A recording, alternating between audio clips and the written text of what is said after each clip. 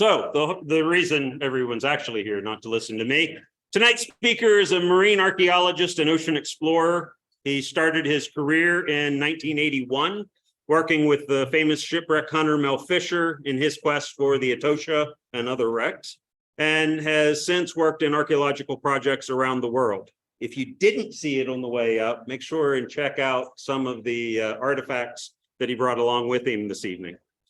In 2000, Jim became the first professional archaeologist to visit the wreck site of the RMS Titanic. Utilizing a near submarine, he performed the first archaeological survey of the stern debris field.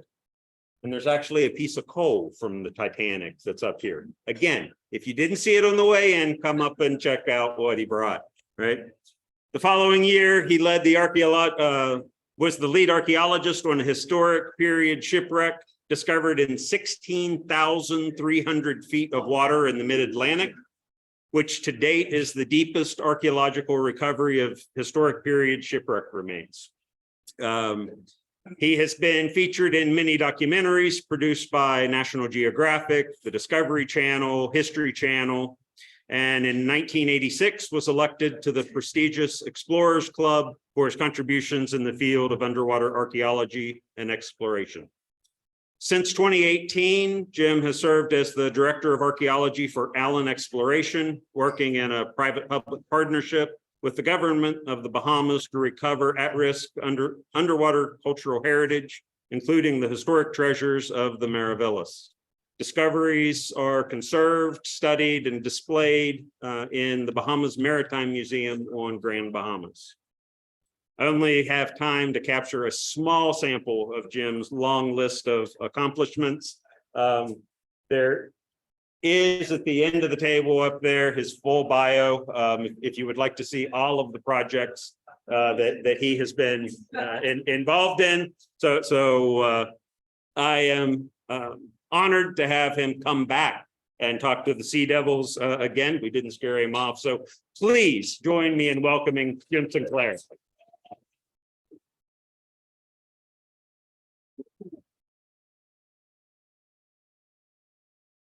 Thank you, Chris.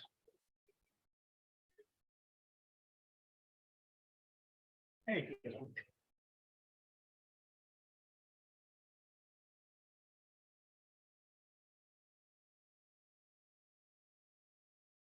And that should be ready for you.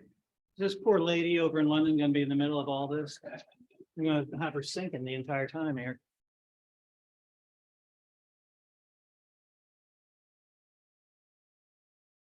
All good. Well, again, thank you, Chris and Sea Devils. Thank you for having me over.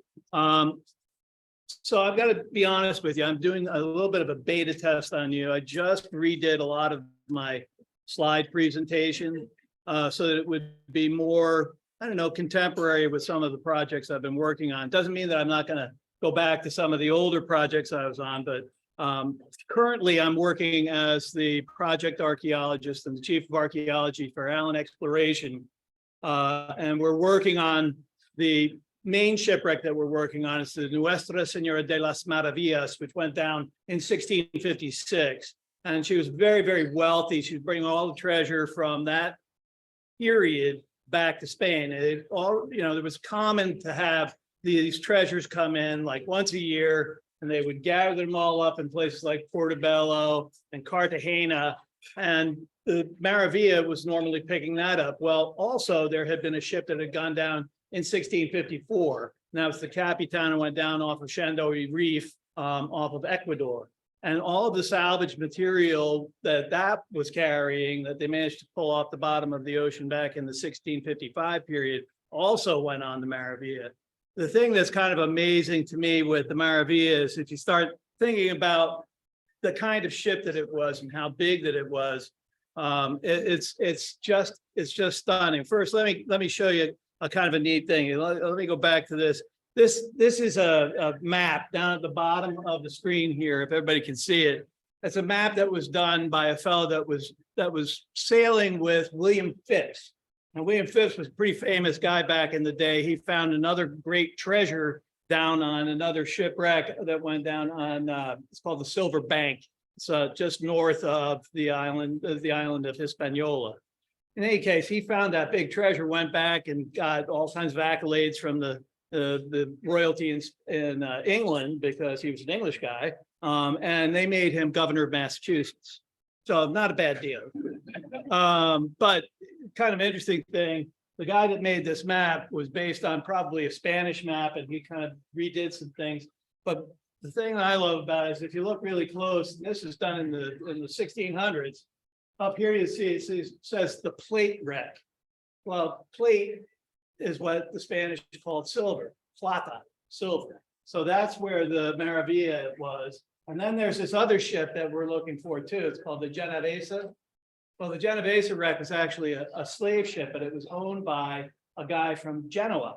And so everybody's calling this the Genoese or the Genovesa. And that wreck, but it's an interesting wreck. Nobody can really get to it just yet because it's such deep sand that it's been very hard to access. But we're hoping that this year, with the right equipment, we can start looking at that in a lot more logical and scientific way. I think people poked at it a couple of times trying to get to it, but the sand is 25 feet deep, and digging and shifting sand at 25 feet deep is very, very difficult to do.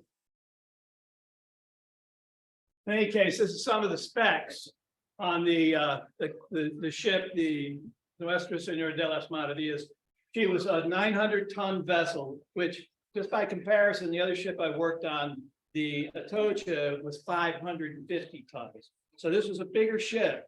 It also is 135 feet long, 35 feet wide, which really, I mean, if you think about ships today, it doesn't sound like it's really big, but they managed to put 600 people on that ship.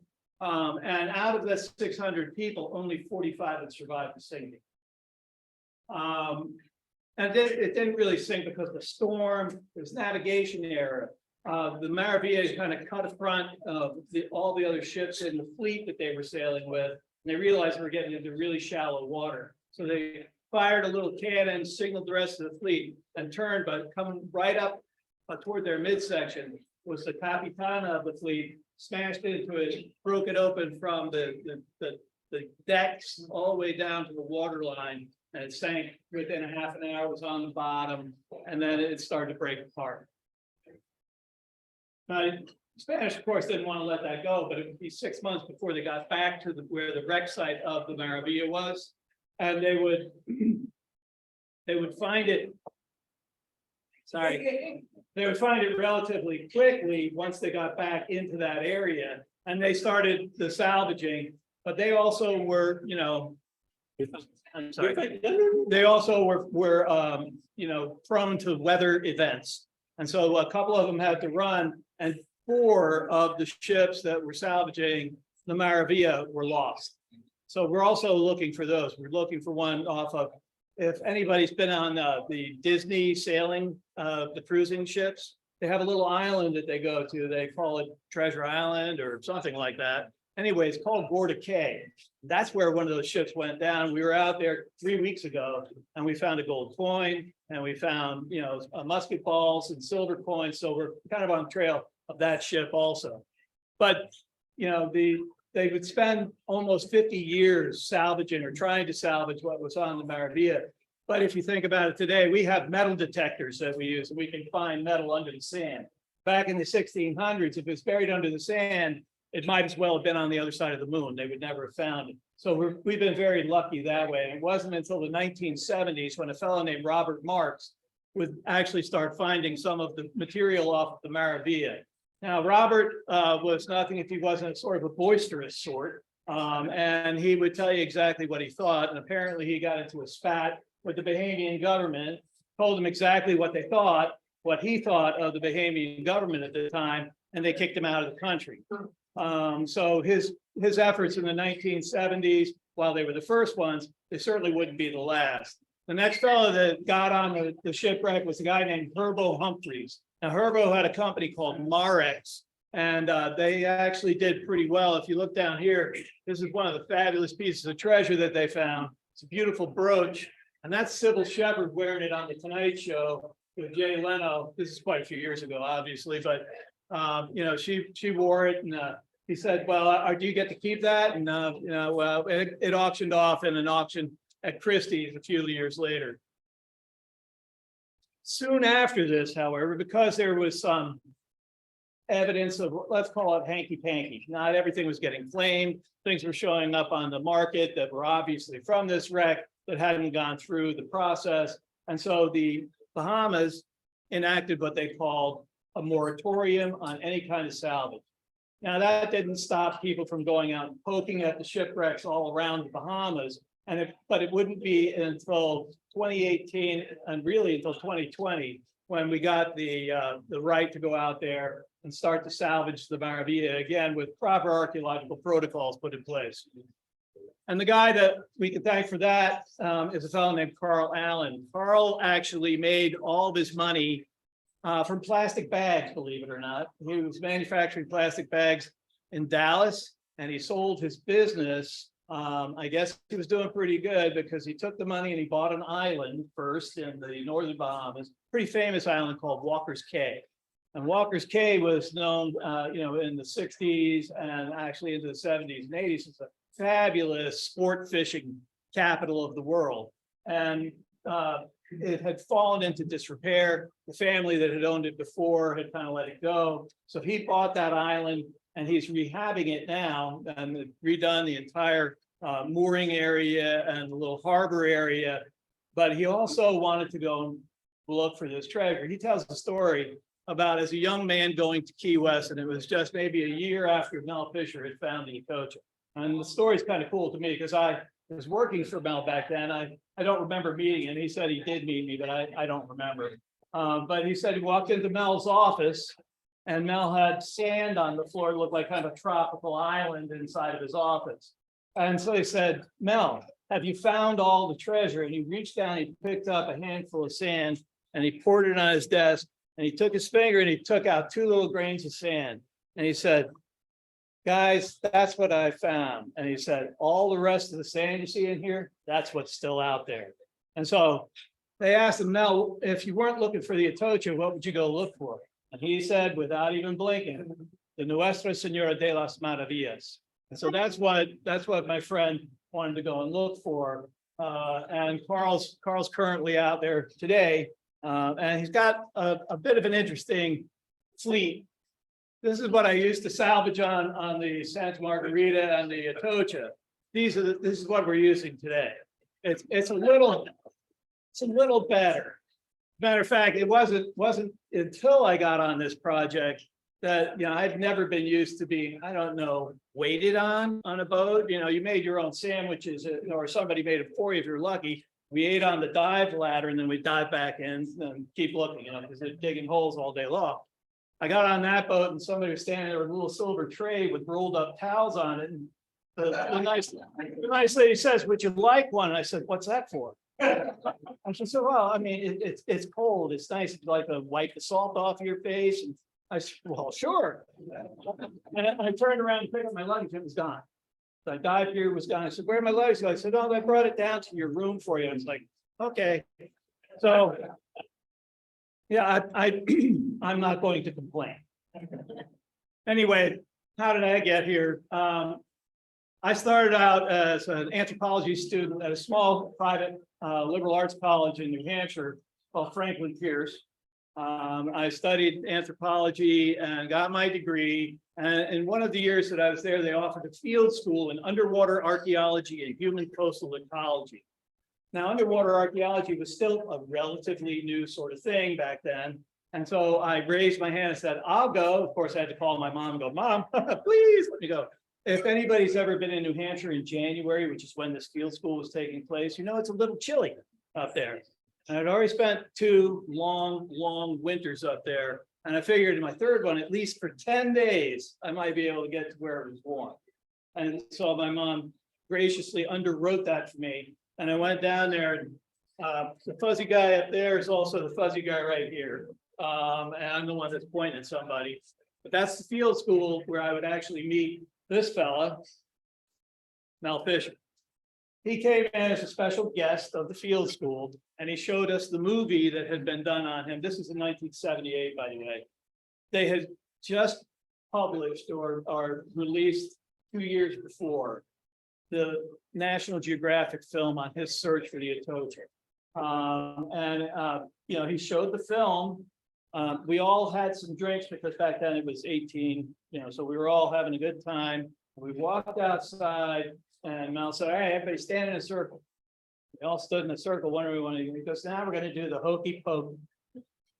So Mel stood up there, so you put your right hand in, you put your, and I've never seen this guy before, and he's this big, like 6'2" guy, he's kind of talk a little slow, but that's what he made us do. And then he put his arms around everybody and he said, look, just a regular guy. He goes, I love to party, and smiled. And he said, most of all, I love to find treasure. He said, hey, I have an idea. When you all get out of school, come on down and help me find this treasure. He wandered off, got to his car, drove away, and I was standing under a palm tree with the palm fronds were swaying and rustling. There's a big old moon and shining off the water and the Keys. And I looked around and I said, I could do that. I could do that. So 2 years later, once I graduated from college, I hopped in my car and I drove to Key West and I sat on his front doorstep. And when he came in that day, here's this guy, and I had cut off corduroys on because it just came from New Hampshire, right? Still wearing the hiking boots, and I cut off flannel shirt, and I had, you know, long hair and the beard and stuff like that. And I probably wasn't as clean as I could be because I was driven, I don't know, 18 or 20 hours. And he looked at me and said, oh, hi, who are you? And I said, well, you probably don't remember me, Mr. Fisher, but my name's Jim Sinclair. And you asked me to come down here and help you find the treasure. And he went, huh, what do you do? And I said, well, I'm an underwater archaeologist. Now, the fact that I didn't dive at the time, I thought was something I could clear up rather quickly. But Mel said, well, look, I've already got one of those. I said, well, you need me too. And he said, well, you know, I guess because I got no dough, I can't pay you. Now, this was something I didn't actually realize, but Mel, Treasure Salvers, his company, was very frequently had no dough. You know, and so I said, well, look, Mel, I'll hang around, I'll help your archaeologist, because I met him at the field school. And so, you know, I'm in there measuring pottery, and he would come in and I go, hi, Mr. Fisher, you know, and he's like, yeah, hi, how are you? You know, go about his day. And when he was leaving, I'd say, good night, Mr. Fisher, you know, and he'd see me in there working, doing whatever. 10 days later, I was about to have to call my mom and say, Mom, need money, I need to get home because this isn't working. And he looked at his secretary and he said, oh, for heaven's sakes, give this guy a job.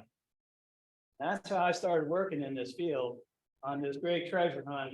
And it would be 5 years before we would find the treasure of the Atocha, or at least the main pile. Bits and pieces were found. But this is one of my favorite quotes about treasure. It says, there's something about a treasure that fastens itself upon a man's mind.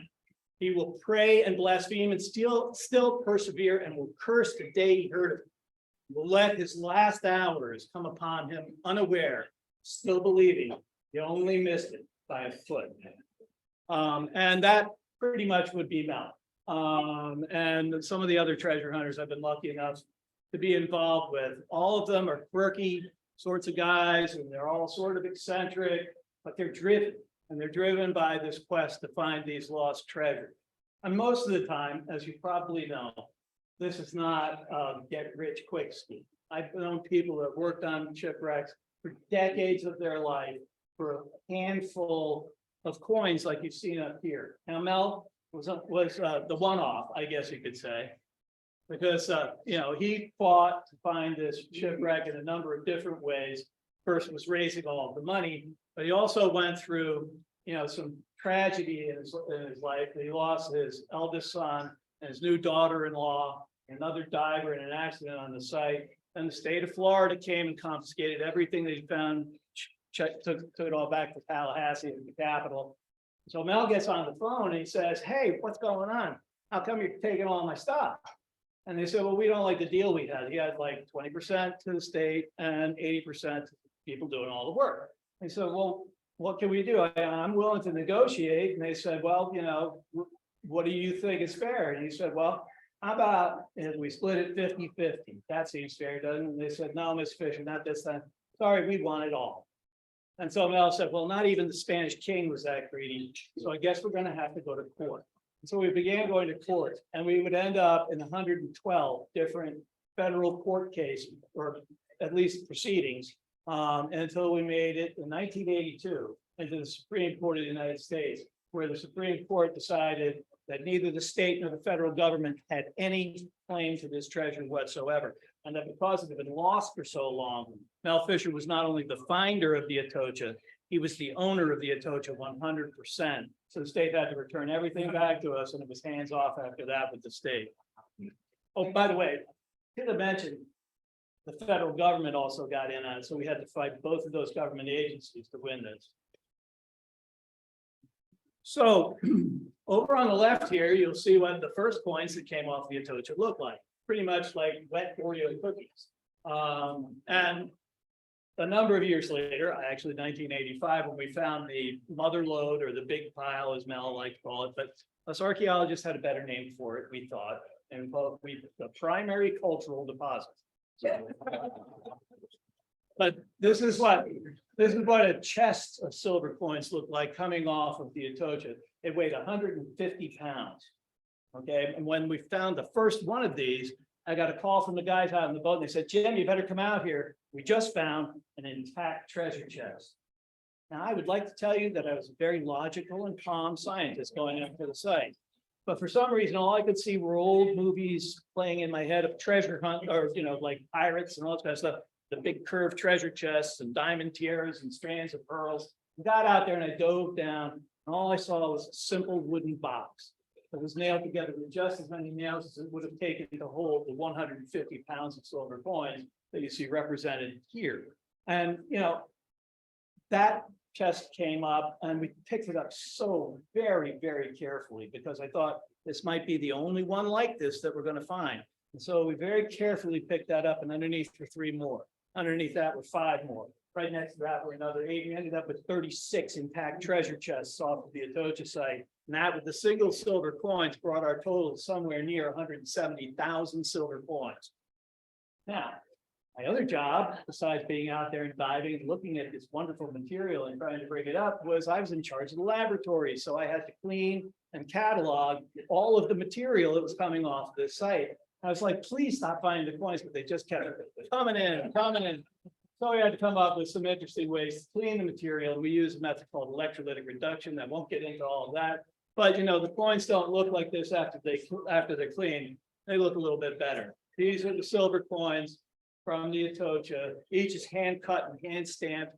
Most of the coins were coming from an area in what is today Bolivia called Potosí. We had some Mexican coins also, but and some from Lima also. There was a number of mints that were operating, but most of the coins, both off of the Atocha and later off of the Maravilla, were coming from that particular mint. Tons and tons and tons of silver were extracted from that mountain. So,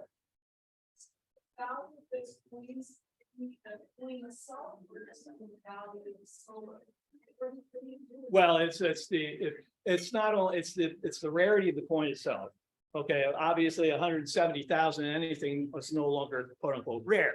However, they also have the provenance of coming from this particular shipwreck, which gives it a whole other dimension of value. Okay, and then the story of Mel's search for this and how much he fought to get it gives it yet another dimension of value, part of the historical value that's added to this. So yeah, but it's also, there's a whole other story that goes with this about how they had to be marketed. And they're still being sold online. You can find them and things like that, but that's a different story. So that's the way these were handled. Off of the Maravilla, nothing is sold.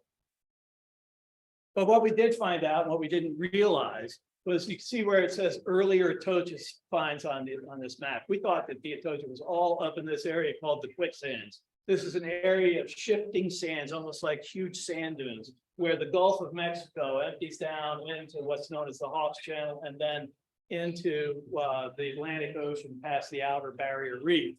In this instance, what we came to find out was that it was much more scattered than what we'd ever thought. From one end of the Atocha scattered to where it says lower hull structure, which is the primary cultural deposit, just so you all know, or the mother lode, that was nearly 10 miles long. So you had basically 120-foot long ship that's 30 feet wide, but it's smeared over the bottom of the ocean over 10 miles. So little bits and pieces we had to follow for years and years and years. On Memorial Day of 1985, we'd been working down this track, and this nice young lady, Susan, actually found 16 beautiful pieces of emerald jewelry. We hadn't found anything like that out in this area. It was down away from wherever we'd found anything else from the Atocha. And then found a bunch of gold bars, and Mel wanted to go out there. So he said, come on, let's go. And I went with him. That's me over there, the furry young guy. And that's Mel, and everybody's celebrating because we thought the next hole we would dig would be the main pile of the Atocha. Unfortunately, still weeks away. And it wasn't until July 20th of 1985 that we would actually find the mother lode of the Atocha. I should mention that Mel, every day that we were out there, no matter how long it had been between times that we found anything, would call the boats. And I can still hear him in my head when he said, you know, oh man, this is Mel. And his son usually would get on the phone or the radio, say, good morning, Dad. Say, today's the day. And he believed that every day he was going to find that. He said that every day for 16 years until it was the day. And you can see some of the materials coming off of the Atocha here. These are silver bars stacked up. And behind you can see some of the ballast stones. Oh yeah, we had some visitors that would come out and visit with us. This is Jimmy Buffett sitting on basically what's a throne of silver bars that they made for him and Mel to sit on. Having obviously very fancy champagne from Anheuser-Busch. And he actually sang "A Pirate Looks at 40," if anybody's familiar with that song.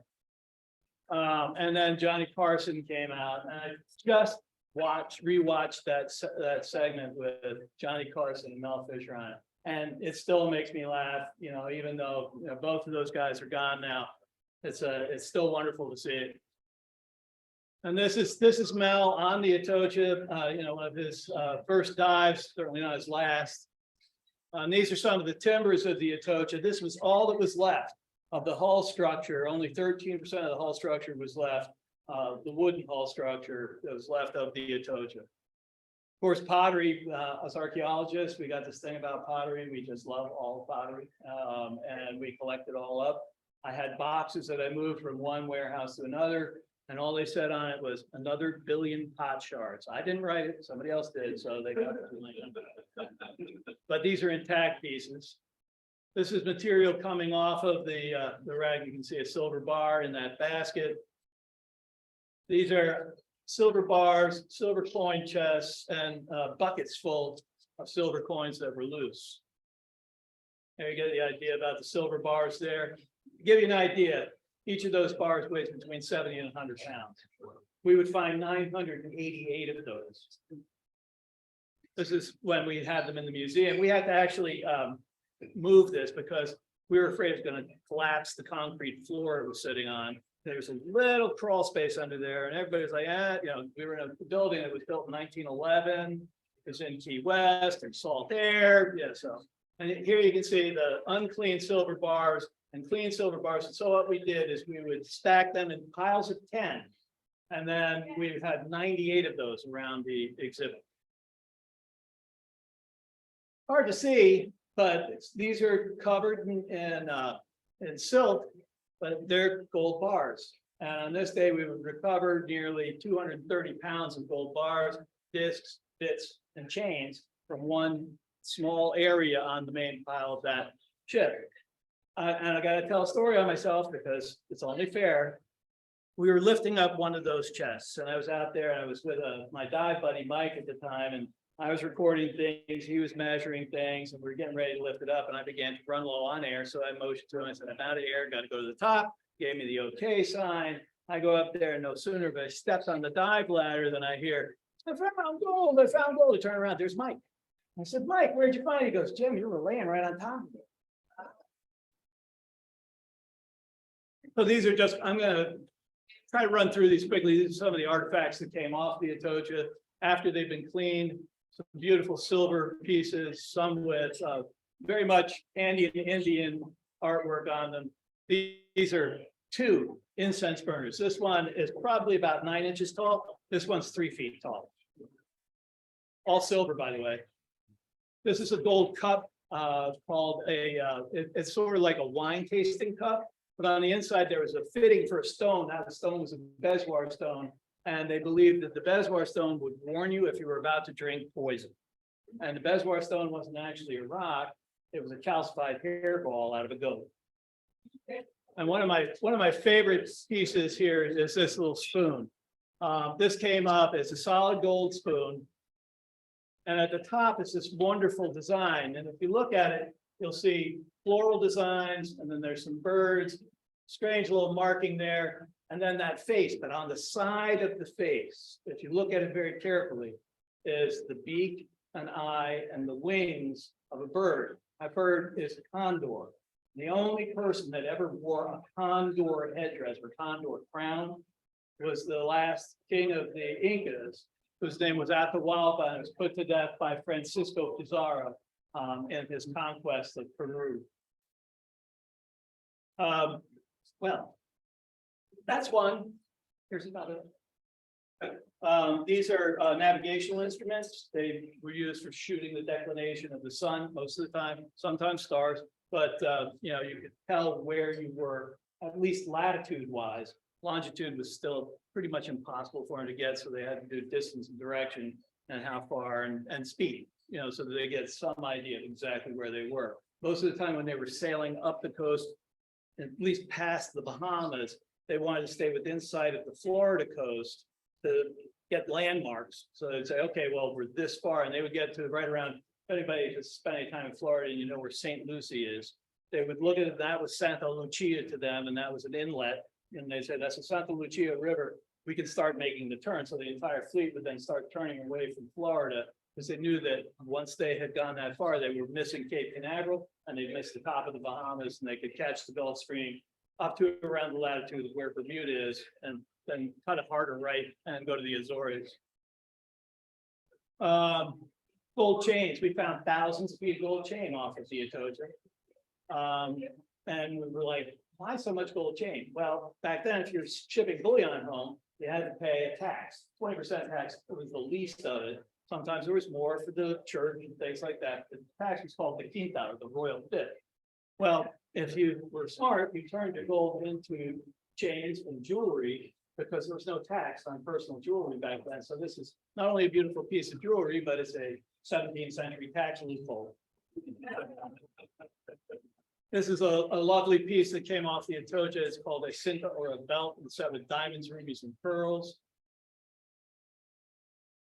Of other pieces of lovely jewelry, these are emeralds, of course.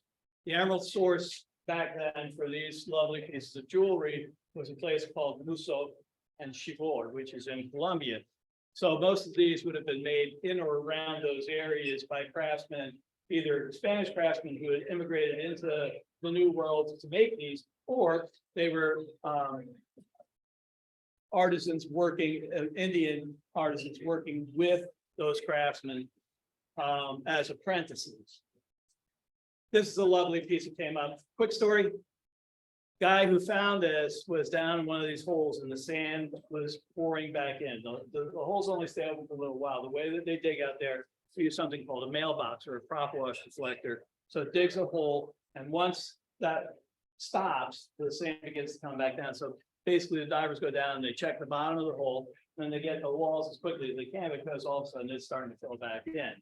The diver heard a little beep on his metal detector, and he wiggled his hand and he pulled out the box. You see there, of course, it was blackened, and he thought, oh, it's a sardine can, because there's a lot of garbage out there, you know. And so he brought it up. He said, I don't know, I think this is just garbage. And he handed it up, and the guy went like this. He heard something go thump, thump, thump on the inside of it, and said, quick, get me a screwdriver.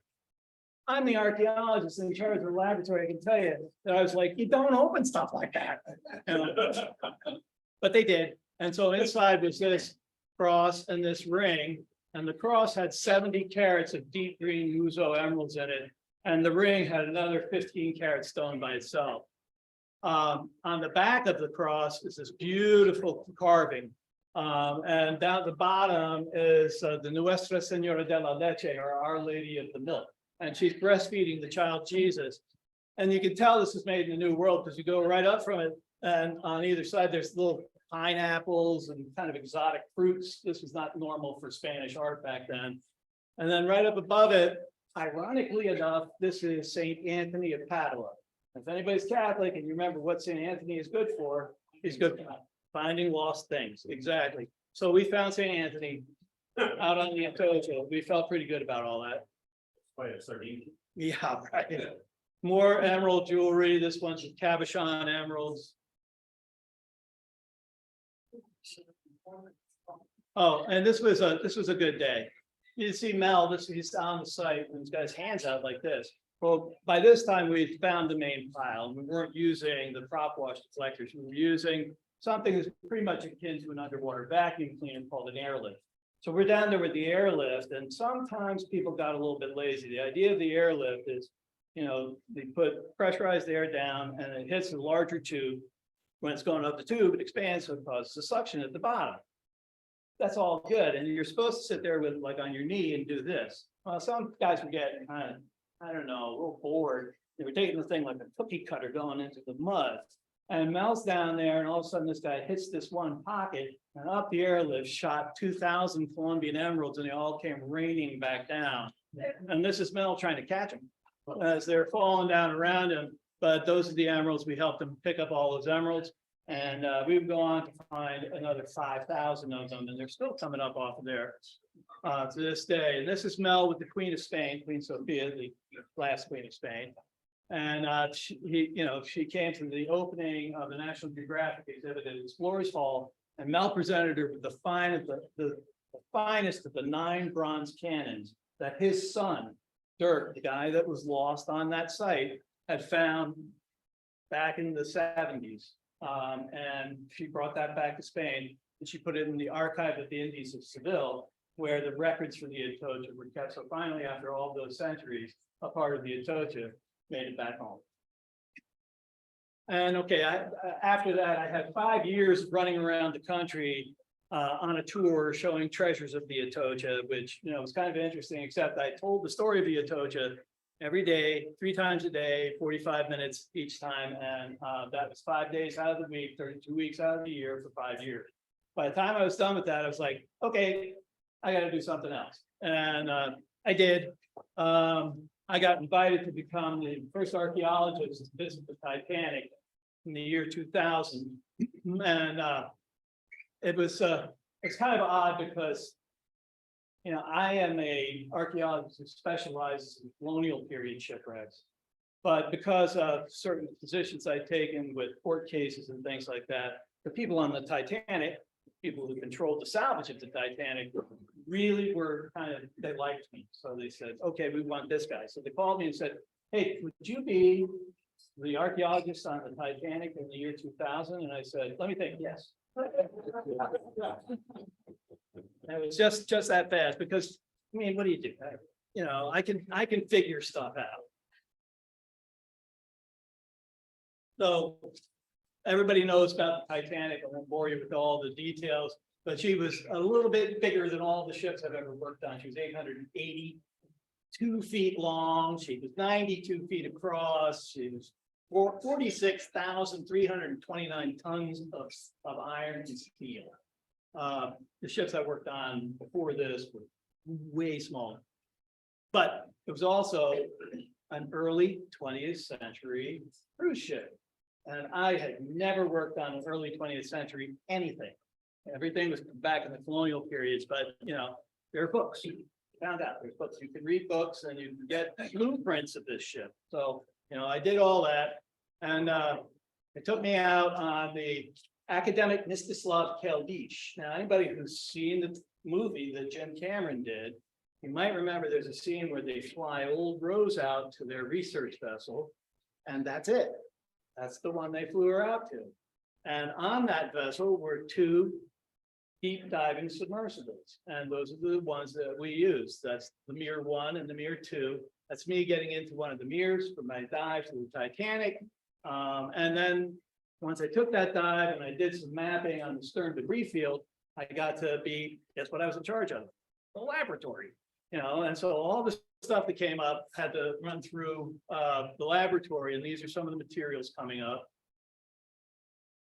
Oddly enough, that's this picture over here. That's the telemotor, and that was found actually off the side of the bow. So what we think this is the one, this is the telemotor, which is where they signal back to the pull the stern, pull, half forward.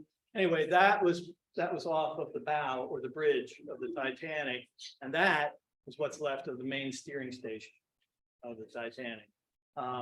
Those little brown nubs are all that's left of the giant ship's wheel. These are, some common things. This is a third-class passenger's plate, and then one of the most popular exhibits in the touring exhibits of the Titanic is a toilet. Don't ask me why, I don't know, but they brought one up, and so we had to do our best to preserve it. This is kind of a tongue-in-cheek thing I'm doing, by the way, just so you know.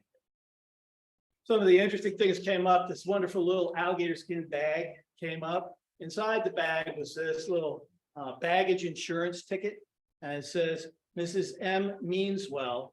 And then the address to send her baggage to was 100 Lexington Avenue, New York, New York. Mrs. Meanswell was a second-class passenger. She did not survive the sinking. So, to me anyway, when you bring this material up and you preserve these things, what you get to do is you make these people, in a small way anyway, live again. One of the most fascinating things that we brought up in 2000, I thought, were these they were all little brass. Well, they look like bullets almost, but the brass and inside were glass ampoules.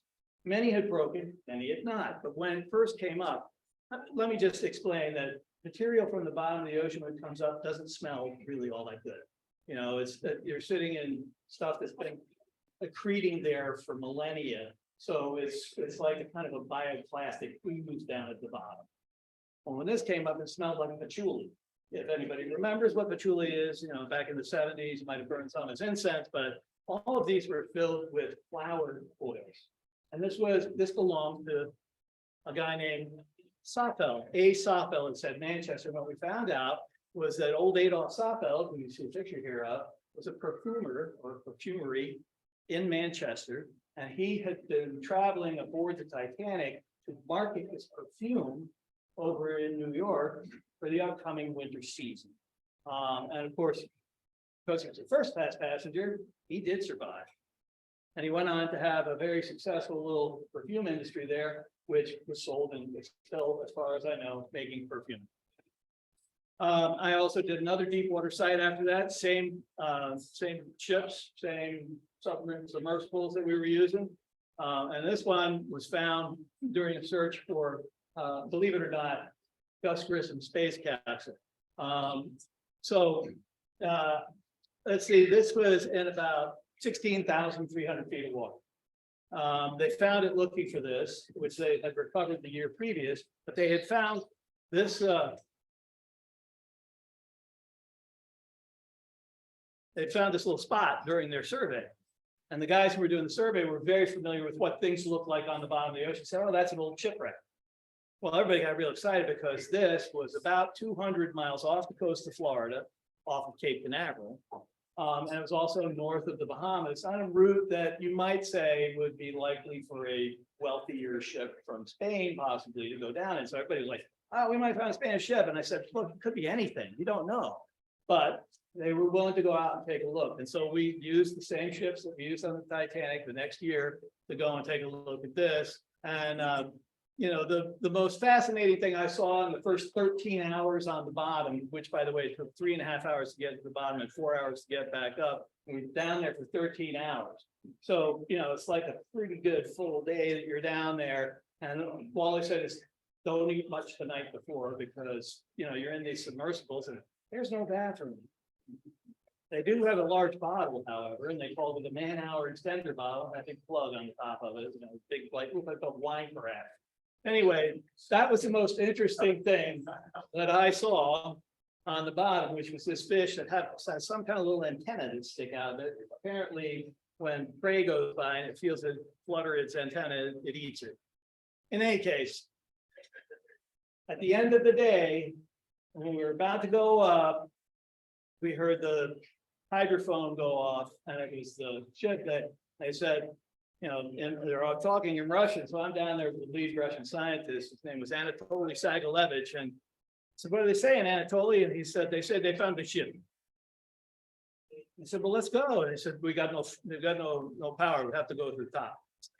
Great. They just found the ship. We can't even get there. So we're on the way up. I said, well, what did they find? They said, they found ballast, they found coins and pottery. I'm like, can't be that easy. Just can't be that easy. But after we got the first pictures back and began to look at it, what they thought were balanced, all these little roundish objects were actually coconuts. And then in the front of it, if you look very carefully, you can see it's full of bottles. These are all like liquor bottles. I wanted to call this project the Pina Colada sighting. I was preempted, they called it the coconut patch. In any case, that's all that's left of the top decks and the ribs of this ship. You can see a little piece of wood sticking out.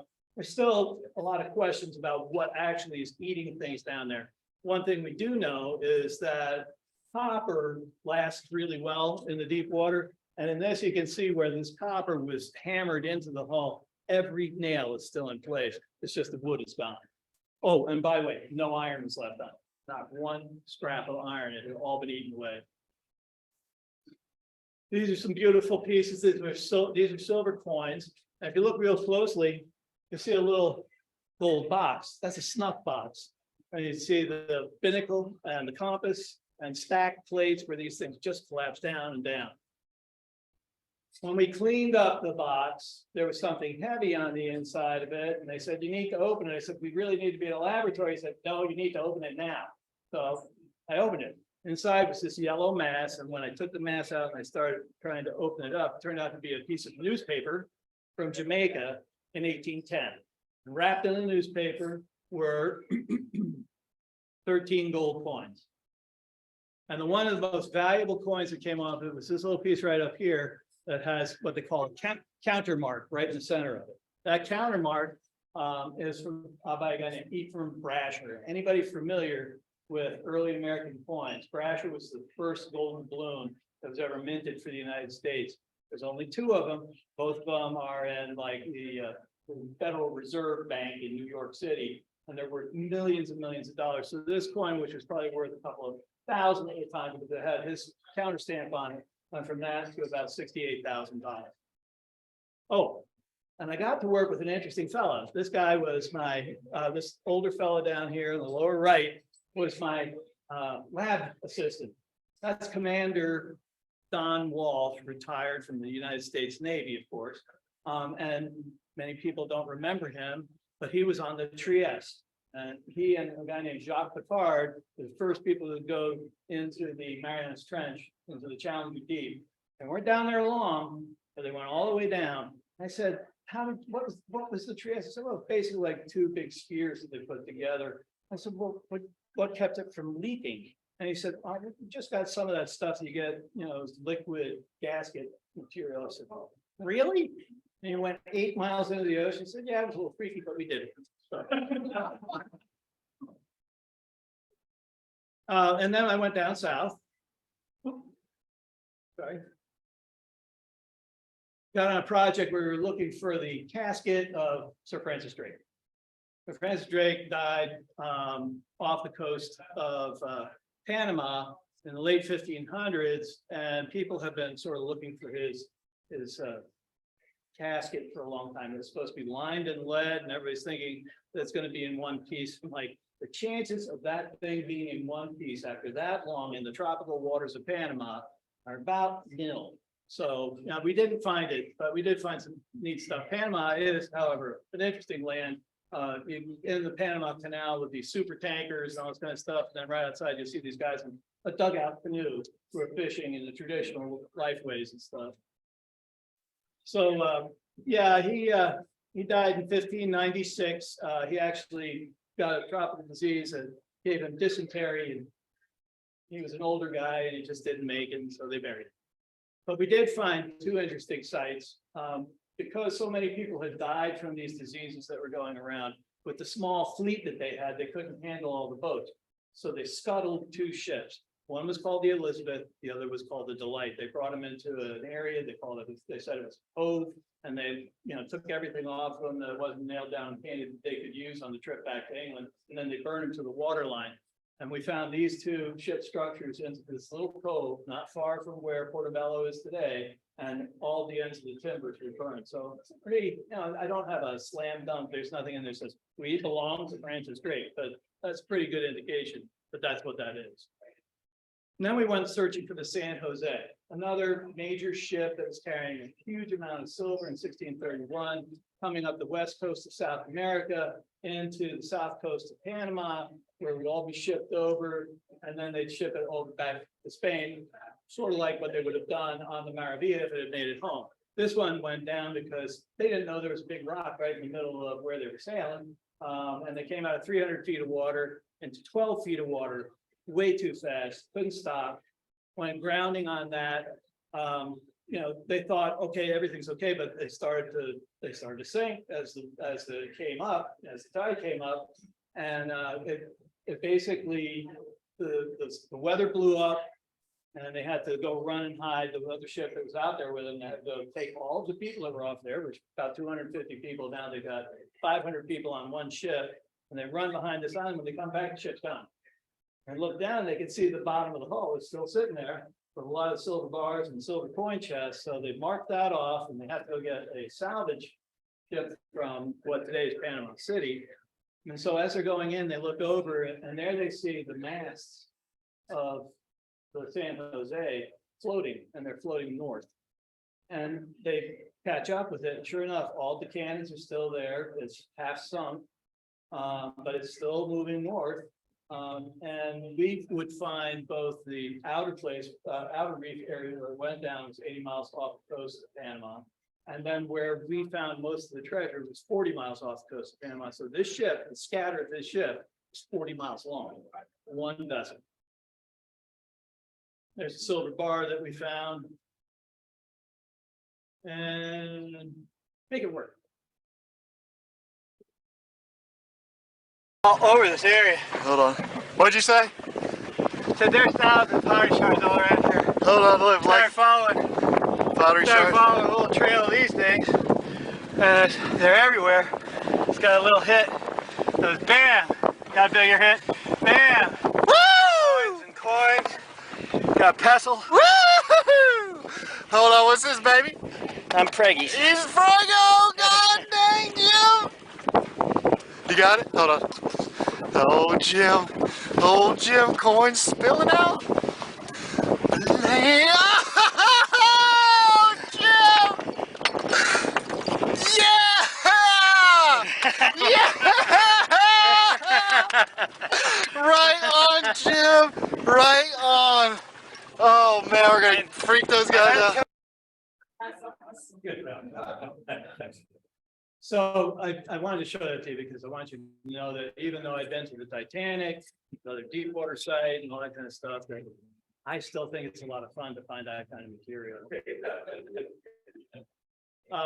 Went back to the deep though on another project where we were recovering treasure that was still aboard the SS Central America, which was a package ship that was running from Panama back to New York with gold that had come down the west coast and had been offloaded into the west coast of Panama. They sent by a little train across the mountains, loaded it onto the Central America, and about 80 miles off of South and North Carolina, it got in a hurricane and it was lost. The original find in, I guess, was 1991, was 3 tons of gold that came off that ship. And some of it's pretty good, but we were going out there based on, well, treasure always has an interesting history. So the guy that found this guy named Tommy Thompson, he was in charge of the first expedition and brought up all this gold. Some of it got sold and it was all wonderful, all that kind of stuff. But then Tommy disappeared, and so did many millions of dollars worth of material. And he disappeared with his girlfriend, and nobody found them for years. And they're found living in a Holiday Inn on the beach in Florida, with mason jars full of American dollar bills, well, money, you know, $100 bills, $50 bills, $20 bills that were all sort of moldy. So he had obviously been burying stuff someplace. But the people that were the original investors who had never been made whole went to the judge and said, listen, we want to put another expedition out there. So they hired a company called Odyssey Marine Exploration. They in turn hired me to help fill in, you know, some of these spots for an archaeologist as we were out there. And I was out for a month. And we did recover some material. It was a side wheel steamer. So this is the paddle wheel off one of the boilers off of the Central America. And these are gold bars, little ingots that came from the California gold rush. This is what all this gold is coming from. And you can see it picking up single gold coins, and there's gold bars, gold coins. And you get some idea of how valuable some of these are. One of these coins sold for $96,000 at auction. It's just, I mean, I've been dealing with Spanish stuff for so long, I had no idea how valuable these were, but I got a better education now. And you can see all the coins stacked up here, some of them still in stacks, and then ingots and stacks of coins. But I'll tell you, one of the things that really thrilled me was when we came across this area that had all these little copper frames, and when we got closer to it, it turned out to be daguerreotypes and ambrotypes. These are pictures of people that were taken likely in San Francisco before 1857, before this ship sailed. And the only thing we could figure is that there was probably a photographer on board who had a bunch of these things to show people when he got to New York how good his work was. But you can see one of them here, a little bit better cleaned up picture. But my favorite one is this. They're calling this one the Mona Lisa of the deep. Meanwhile, back in the Bahamas. No. Anyway, I you know, I worked on all these projects, and there's some I haven't been able to tell you about. Lusitania, working up in Canada, which I'm slated to go back to later this year. But the Bahamas are still one of my favorites because, you know, the water's warm, it's clear, it's relatively shallow water. It's not real hard dives, but I'm looking forward to going back there after my birthday, or after the 20th. So we've put together a museum in Port Kaya, and it's called the Bahamas Maritime Museum. If you all ever get over there, please come by and see us. We're constantly evolving this museum. And this is Carl and some of the educational programs that we have, because one of the things that we're really hot to do is make sure that we're passing on our knowledge and our skill sets to Bahamians, who hopefully later on will be the managers of their own cultural heritage. You know, as they go forward, they can make decisions based on some of the information that we're able to provide for them today. I'm working with a woman who's from the Bahamian government. Her name is Maria Dean, and we're looking at the recently recovered silver bar, beautiful emerald pendant. Some of the lovely treasures that we found so far is a great, this is one of my favorite pieces. It's a sword handle. It's actually got the owner's name on it. It says, this belongs to, basically in Spanish. Anyway, it's a great piece. And then this is Carl and Gigi, and they're sharing a good day because we found that huge gold chain. And I think you get the idea. So, you know, I'd like to just wrap this up and say, so what's the lesson in all of this? You know, you got to keep following your dreams. It's something that I've always done.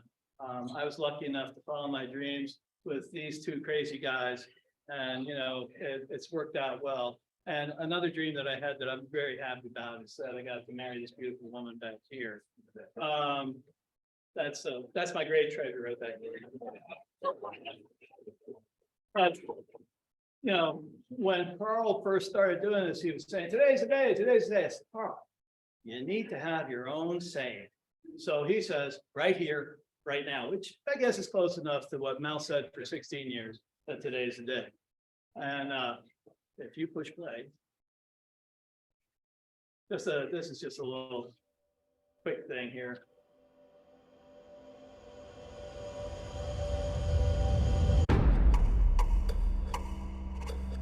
Two prime ministers next to her.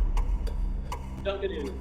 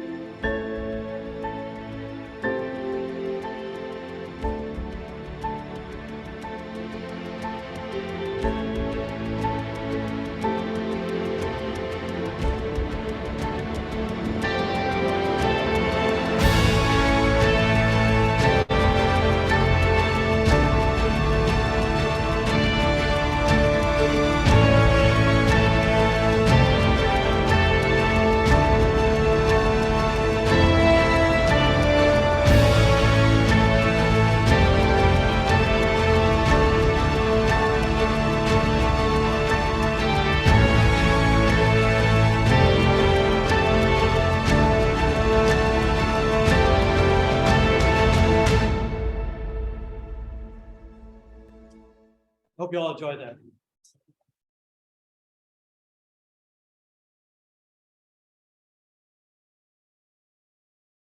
And if you have any questions, obviously, happy to answer. Yes. On any of these wrecks, do any human remains? Well, having been to the Titanic and heard a lot of the hubbub about all that, I was introduced to a whole idea. Has anybody ever seen videos from like Monterey Bay Aquarium where they go to a whale fall? They see that? Yeah. A whale was consumed in like, I want to say a matter of a year. It's gone. I mean, the skeleton eye is gone. I mean, it's just nothing. I don't think that human remains stand much of a chance in deep water, and in shallow water, you need very, very, very specific conditions. And most of the wrecks that we've worked on in shallow water happen in high energy surf zones. Like on the Maravillas, most of the people were trying to get off, you know, and they were swept away in the current. Same with the Titanic. Those people that had gotten up on the deck, when they got into the water, I mean, it didn't all go down. They were floating along and they got swept off of that. So I just, you know, I don't think human remains are a huge issue on most shipwreck. Now, up in the cold, fresh water or icy waters and stuff like that, it certainly could be an issue. But you know, we're very careful about what it is that we do. And if we run into any kind of osteological remains, bones, whatever, you know, we have them looked at, studied, and analyzed by people who specialize in that. There's been studies done on the animal bones that we found off the Atocha, which amazingly, off of the Atocha, where all of those people died, 250 people were gone on that ship. Not a single human remain was ever found. So, anybody else? Yes, sir. Pardon me? How deep was it? 54 feet. Not a hard dive. The ones we're working in the Bahamas is mostly 40 foot. Anybody else? Well, thank you for having me. I appreciate it. Thank you very much. Yeah, have a nice day. Take a look. Yeah, well, for those that have joined us online, I'll give you a quick preview of at least the artifacts here. So Thank you very much, Jim, for sharing that with us. Absolutely amazing experiences. I know I speak for everyone when after hearing about your current setup, if you need any divers, you have my number. Feel free to give me a call. I can make things work with my schedule. All right. But thank you very much. Our next club meeting is July 12th. We're going to be hearing about the new Avello dive system. So get rid of your BCD, get rid of the conventional cylinders, and you're basically going to have a mini submarine on your back that helps you control buoyancy. So we're going to have the inventor of that, as well as Dan Orr, give us their tell us about the system, and Dan's going to share his experiences in using it. So July 12th, it will be a remote presentation, but certainly one that you're going to want to join in for. So with that, thank you very much. We'll see you next month. And don't forget, Saturday is Diver Day. Bye-bye.